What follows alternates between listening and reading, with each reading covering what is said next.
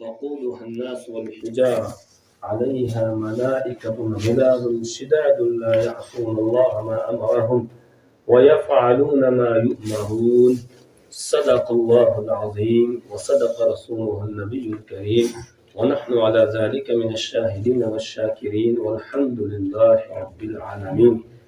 درود شریف پڑھ لیں. اللهم صل على سيدنا محمد وعلى آل سيدنا محمد وأصحاب سيدنا محمد وبارك وسلم. اللهم صل على سيدنا محمد وعلى آل سيدنا محمد وأصحاب سيدنا محمد وبارك وسلم. اللهم صل على سيدنا محمد وعلى آل سيدنا محمد وأصحاب سيدنا محمد وبارك وسلم. میرے محترم بزرگوں، ایمانی بھائیوں اور چھوٹے بچوں، ہم سب ایک سفر میں چل رہے ہیں، ایک سفر سے گزر رہے ہیں. انسان کو چند منزلوں سے گزرنا ہے. ایک وقت تھا کہ جس وقت ہمارا نام یہاں نہیں تھا دنیا میں، لیکن ہماری روح تھی وہ عالم ارواح میں تھی.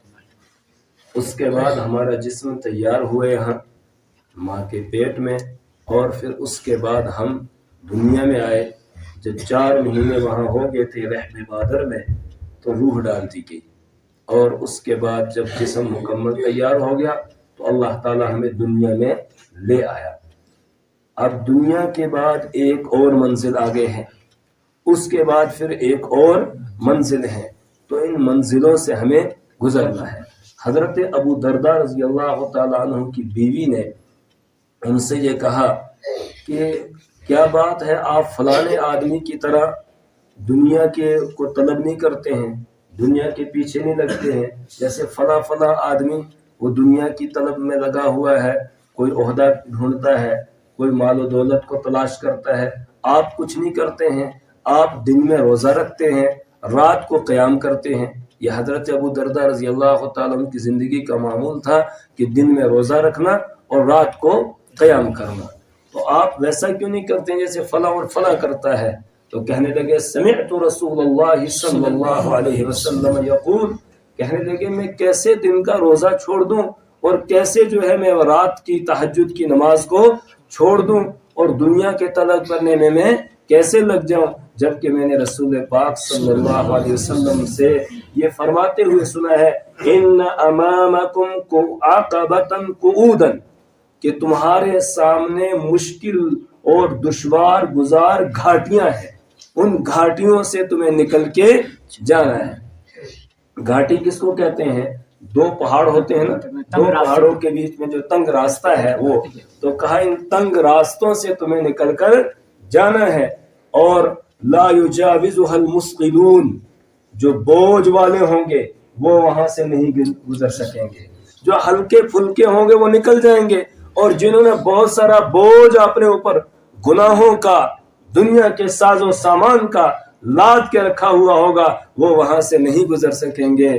اس لیے کہنے لگے اريد ان اتخفف لتلك العقبہ، میں اس گھاٹی کے لیے، ان گھاٹیوں کے لیے اپنے آپ کو ہلکا کرنا چاہتا ہوں، اس لیے میں اس طلب میں نہیں لگتا ہوں. میرے ایمانی بھائیوں، موت ہمارے انتظار میں ہے، جہنم ہمارے انتظار میں. موت پیچھے لگی ہوئی ہے، طلب میں لگی ہوئی ہے. نہیں معلوم ہے کس کی زندگی کا کتنا حصہ باقی رہ گیا. آج تو جوان جا رہے ہیں، پتہ ہی نہیں چلتا ہے. ابھی ہمارے ایک ساتھی تھے، 35 سال ان کی عمر تھی، حافظ قرآن تھے ماشاءاللہ، چنینی مسجد میں امامت کرتے تھے، جامع مسجد میں. تو وہ اچانک ایک دم چلتے چلتے جو ہے وہ چکر جیسا آیا، نیچے گرے. تو ساتھیوں نے اٹھایا، وہیں پاس میں کوئی ڈاکٹر تھا، اس کو دکھایا. اس نے کہا کہ شاید انہوں نے صبح گھی وغیرہ کھایا ہے، اس سے ان کو گیس بن گئی ہے. تو کوئی بات نہیں، اس نے انجیکشن وغیرہ لگایا ان کو اور دوائی وغیرہ دی، تھوڑے ہوش میں آ گئے. البتہ اس نے کہا کہ ان کو لے جاؤ اور چنینی ہاسپٹل میں چیک کرا لینا.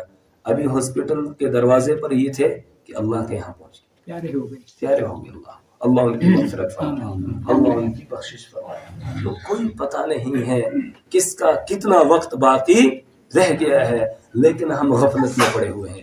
اقترب للناس حسابهم وهم فی غفلہ، لوگوں کا حساب ان کے قریب آ گیا ہے لیکن وہ غفلت میں پڑے ہوئے ہیں، وہ آگے کی تیاری نہیں کر رہے ہیں، اگلی منزل کی تیاری نہیں کر رہے ہیں۔ یہ دنیا کی جو زندگی ہے بہت اہم ہے، کیونکہ آگے کی جو منزلیں ہیں ان منزلوں کی کامیابی اور ناکامی کا مدار وہ دنیا کی زندگی پر ہے۔ یہاں سے جو بھی جائے گا خالی ہاتھ جائے گا، ہاتھ میں کچھ بھی نہیں ہوگا، یہ مکان، دکان، یہ کوٹھی، بنگلے، یہ کھیت، یہ باغ، یہ ساری چیزیں یہ خالی ہاتھ یہاں سے جانا ہے، اور ایک چھوٹا سا وہ 2.5 گز زمین کا ٹکڑا، اس میں تاریکی ہے، کوئی روشنی وہاں پر نہیں ہے، لیکن روشنی ہو سکتی ہے وہاں۔ اس روشنی کو یہاں سے ساتھ لے کر جانا ہے، اس کا انتظام کر کے جانا ہے، اور اس کا انتظام کیا ہے کہ ہم اللہ کی اطاعت اور فرما برداری والی زندگی بسر کریں۔ دیکھیے ایک وقت تھا ہم دنیا میں نہیں تھے، آنے کے بعد اب ہمارا چہرہ آگے کی طرف ہے، دنیا پیچھے کی طرف ہے، اور آخرت آگے سے ہماری طرف آ رہی ہے۔ حضرت علی رضی اللہ تعالیٰ سے روایت ہے، ارتحلت الدنیا مدبرۃ وارتحلت الآخرۃ مقبلۃ ولکل واحد منہما بنون۔ حضرت علی رضی اللہ تعالیٰ عنہ فرماتے ہیں، ارتحلت الدنیا مدبرۃ، دنیا تم سے پیٹھ پھیر کر جا رہی ہے، جو ہمارا دن زندگی کا گزر رہا ہے تو ایک ایک دن ہماری زندگی کا گھٹ رہا ہے، ہم دنیا سے دور ہو رہے ہیں اور آخرت کے قریب جا رہے ہیں۔ وارتحلت الآخرۃ مقبلۃ، اور آخرت چہرہ کیے ہوئے تمہاری طرف آ رہی ہے۔ دنیا پیٹھ پھیر کر پیچھے جا رہی ہے اور آخرت جو ہے وہ تمہارے سامنے سے تمہاری طرف آ رہی ہے، بالکل ایسے جس طرح یہاں سے کوئی آدمی سفر کر کے جموں کے لیے جائے گا تو جتنی اس کی گاڑی آگے جائے گی پچھلی منزل دور ہوتی جائے گی اور آگے والی منزل قریب ہوتی جائے گی، نزدیک ہوتی جائے گی، اور وقت آئے گا کہ وہ جموں پہنچ جائے گا۔ اسی طرح میرے اور آپ کی زندگی کی گاڑی جو ہے وہ چل رہی ہے، اور اس کی ابتدا اس دن ہوئی تھی جس دن ہم دنیا کے اندر آئے تھے، ماں نے ہمیں جنم دیا تھا، اور انتہا ہو جائے گی جب یہ آنکھیں بند ہو جائیں گی، وہاں انتہا ہو جائے گی۔ تو جو دن گزر رہا ہے اتنا ہم دنیا سے دور اور آخرت کے قریب ہو رہے ہیں۔ پھر حضرت علی رضی اللہ تعالیٰ فرماتے ہیں، وَلِكُلِّ وَاحِدٍ مِّنْهُمَا بُنُونَ، ان دونوں میں سے ہر ایک کے بیٹے ہیں، دنیا کے بھی بیٹے ہیں اور آخرت کے بھی بیٹے ہیں۔ دنیا کے بھی بیٹے، آخرت کے بھی بیٹے ہونے کا مطلب کیا؟ کچھ دنیا کے پجاری ہیں، دنیا کے پیچھے پڑتے ہیں، دنیا کی طلب میں لگے ہوئے ہیں، اور کچھ ایسے ہیں کہ جو آخرت کے بیٹے ہیں، وہ آخرت کی کمائی میں لگے ہوئے ہیں، وہ نماز نہیں چھوڑتے ہیں۔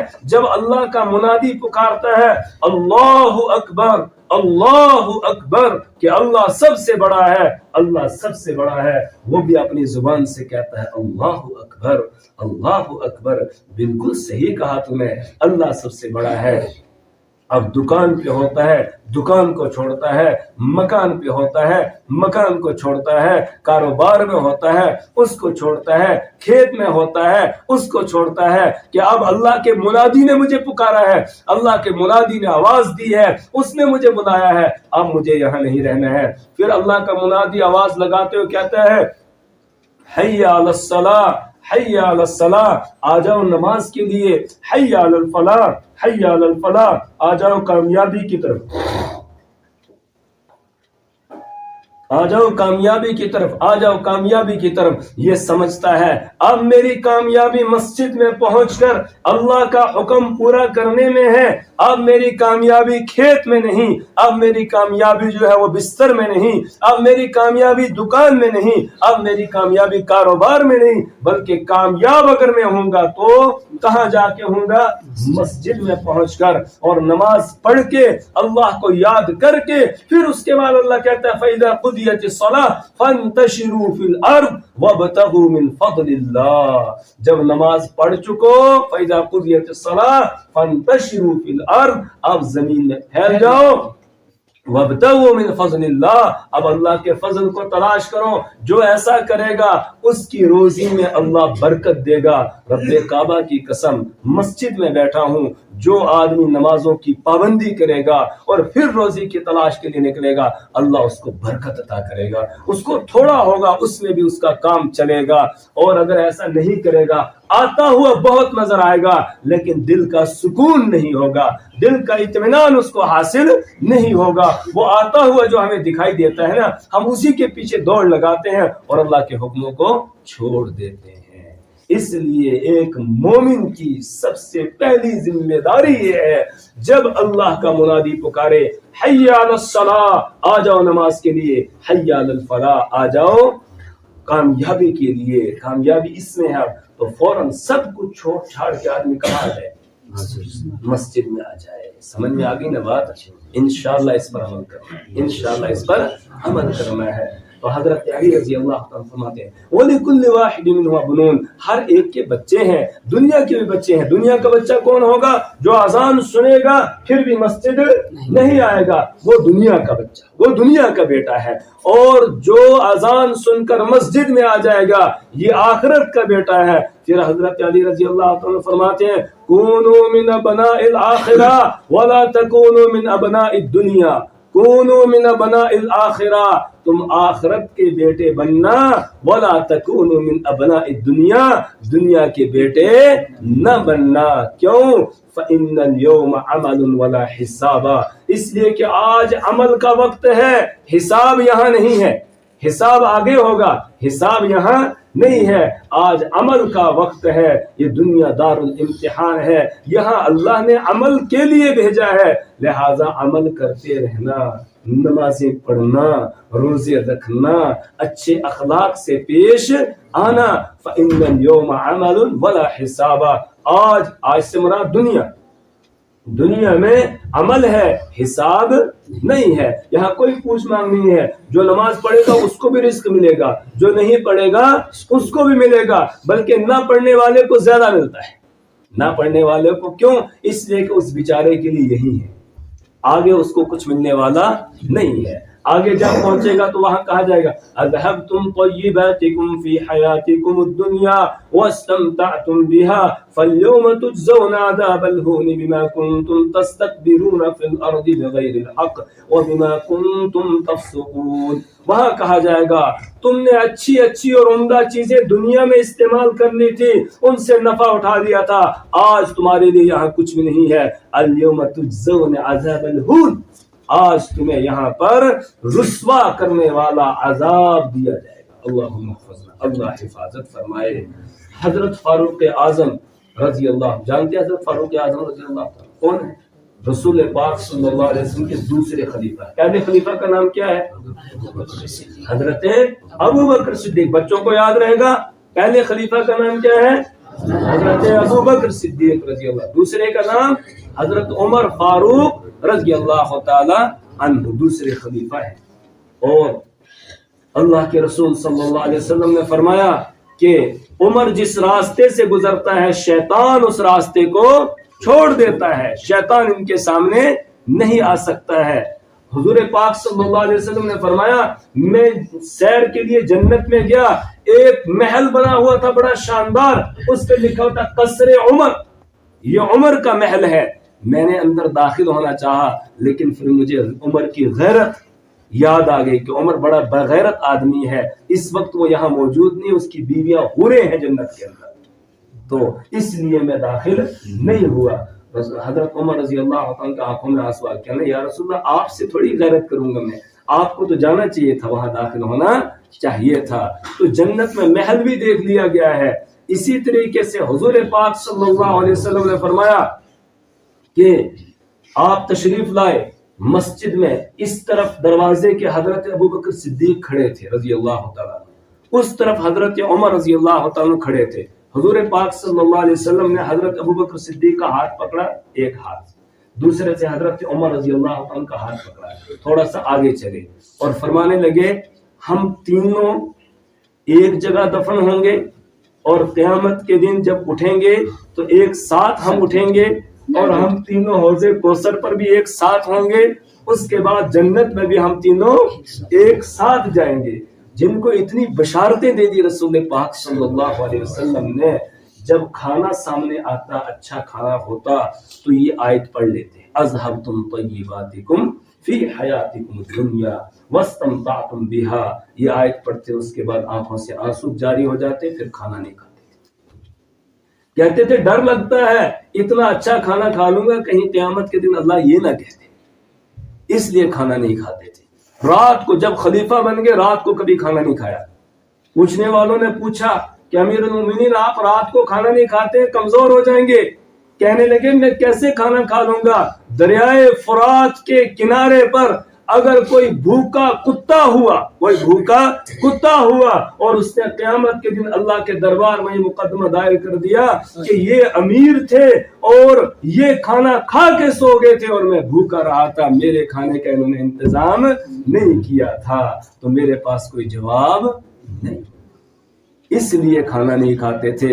रातों को बाहर चक्कर लगाते हैं, देखते हैं कोई परेशान हाल तो नहीं है। दूर देखा एक जगह जंगल में थोड़ी सी आग के जलने, रोशनी सी जैसे आग जलती है वैसे दिखाई दी। पहुंचे वहां, देखा एक बूढ़ी औरत है और वो एक हांडिया जैसी चढ़ाई है उसने चूल्हे पर और आग जला रही है। पूछा अम्मा इसमें क्या पक रहा है? कहा कुछ नहीं पक रहा है, पानी रखा है उसमें पत्थर डाले हुए हैं। कहा ऐसा क्यों कर रहे हो? कहने लगी कि कई दिनों से भूखे हैं, फाके से हैं, ये छोटे बच्चे हैं, इनको भी कुछ खाने के लिए नहीं मिला है, तो इनके दिल को बहलाने के लिए मैं आग पे इस हंडी को रखे हुए हूं ताकि ये सोचें ये पक रहा है और इनको नींद आ जाए। तो कहा कि आपने अमीरुल मोमिनीन उमर को नहीं बताया जाकर? कहा कौन उमर? मेरी जिम्मेदारी थोड़ी है कि मैं बताऊं जाके, उसकी जिम्मेदारी है वो ख्याल रखे हमारा। कहने लगे अच्छा कोई बात नहीं। वहां से वापस लौटे, आए बैतुल माल से आकर सामान उठाया, एक बोरी भरी और भरने के बाद अपने कंधे पर अपने गुलाम से कहा असलम से कि इसको उठाकर मेरे कंधे पर रख दो। उसने कहा अमीरुल मोमिनीन मैं उठाऊंगा। कहा ना ना तू यहाँ उठा लेगा, आगे आखिरत में मेरा बोझ कौन उठाएगा? अगर वहां भी उठाने के लिए तैयार है तो फिर ठीक है। उसने कहा वहां का तो कुछ नहीं कह सकते हैं। तो कहा कि मेरे कंधे पर रखो। अपने कंधे पर रखा और उठाकर ले गए और वहां जाकर खुद उसमें से सामान निकाला, उस हंडी से पत्थर निकालकर उसमें वो डाला और खुद फूंके लगा रहे हैं।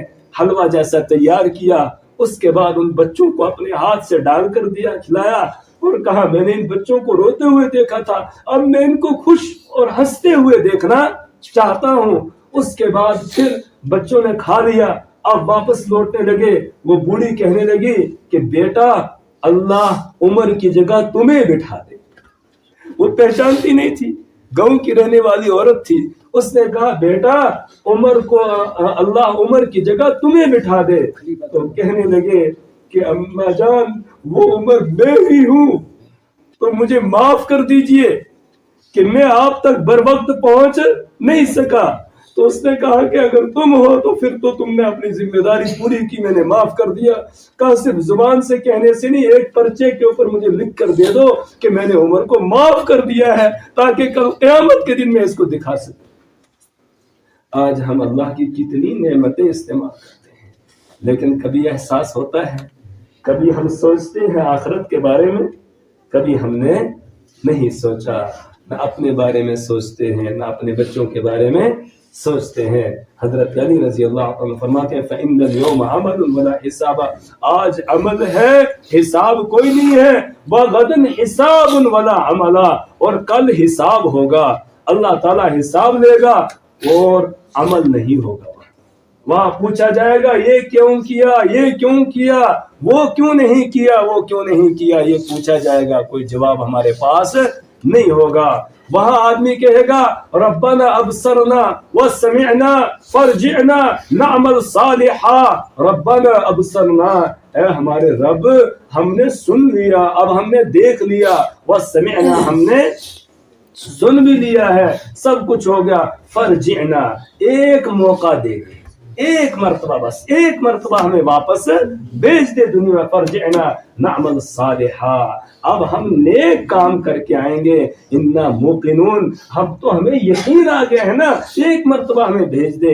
اللہ فرمائے گا اخسؤوا فیہا ولا تکلمون, اب ذلیل اور رسوا ہو کر جہنم میں پڑے رہو, اور ولا تکلمون, مجھ سے بات نہ کرو. میرے ایمانی بھائیو, آج عمل کا وقت ہے, یہاں حساب نہیں ہے, اور وہاں حساب ہوگا, اور کام کا موقع دیا نہیں جائے گا. آدمی کہے گا اے اللہ ایک موقع دے دے, لیکن نہیں, واپس آنے کا کسی کو موقع نہیں دیا جائے گا. اس لیے آج ہم اپنے آپ کو بھی اور اپنے بچوں کو, اپنے اہل و عیال کو, وہ آگ جو ہمارے انتظار میں ہے اس سے بچنے کی کوشش کریں, اس کے لیے ہم محنت کریں. ان جہنم کانت مرصادا للطاغین مآبا لابسین فیہا احقابا. ان جہنم کانت مرصادا, لوگو جہنم تمہاری گھات میں لگی ہوئی ہے, وہ انتظار میں ہے, اس سے بچاؤ کا سامان کر لو. یا ایھا الذین آمنوا قوا انفسکم, ایمان والو تم بچاؤ اپنے آپ کو, واہلیکم, اور اپنے اہل و عیال کو, اپنے آپ کو, اپنے اہل و عیال کو بچاؤ. نارن, اس آگ سے, وقودها الناس والحجارہ, جس کا ایندھن انسان اور پتھر ہوں گے. وہ آگ کس سے جلائی جائے گی؟ انسانوں اور پتھروں سے جلائی جائے گی. پتھروں سے تو اس کو جلایا جائے گا, جب انسانوں کو اس میں ڈالا جائے گا تو وہ دہے گی, وہ اور زیادہ تیز ہو جائے گی. کتابوں میں لکھا ہے ایک ماں آگ جلا رہی تھی. چولہے میں آگ جلاتے ہیں تو آگ جلاتے ہیں, کیا کرتے ہیں, چھوٹی چھوٹی لکڑیاں جو ہیں وہ نیچے لگاتے ہیں, اس کے بعد بڑی لکڑیاں اوپر ہوتی ہیں, پھر تیلی سے لگا کر نیچے چھوٹی لکڑیوں کو لگائی جاتی ہے, اور پھر آگ, پہلے چھوٹی لکڑیاں آگ کو پکڑتی ہیں, پھر بڑی لکڑی. تو ماں ایسے ہی آگ جلا رہی تھی. ایک چھوٹا بچہ وہاں پر بیٹھا ہوا تھا, وہ اس منظر کو دیکھ رہا تھا, وہ ایک دم رونے لگا, چیخیں مار کر رونے لگا. ماں نے کہا بیٹا کیا ہوا, آپ کیوں رو رہے ہو, آپ نے کوئی سانپ دیکھا یا کسی چیز نے آپ کو کاٹا, کیوں رو رہے ہو؟ وہ کہنے لگا امی میں نے نہ سانپ دیکھا, نہ میں نے کسی چیز نے مجھے کاٹا ہے, لیکن آپ نے جو آگ جلائی ہے نا, اس آگ کے جلانے نے مجھے رلا دیا ہے. کہ اللہ تعالیٰ جب بڑے بڑے کافروں کو جہنم میں ڈالے گا تو میں ڈر گیا کہیں ہم چھوٹے بچوں کو آگ جلانے کے لیے وہاں نہ ڈال دیا جائے, اس لیے اس نے مجھے رلا دیا ہے. تو چھوٹے بچے بھی ڈرتے تھے, بڑے بھی ڈرتے تھے. آج بڑوں نے بھی ڈرنا چھوڑ دیا اور چھوٹوں نے بھی ڈرنا چھوڑ دیا. اس کے لیے ایمانی بھائیوں, ہم خود بھی اپنے آپ کو سدھاریں, اللہ کے ہر حکم کو پورا کریں, اور اپنے بچوں کو بھی اس طرف لگائیں, اپنے بچوں کو بھی, ورنہ یہ پھول سے معصوم سے بچے, ان کو ہم اپنے ہاتھوں ہی جہنم کی طرف بھیج رہے ہوتے ہیں.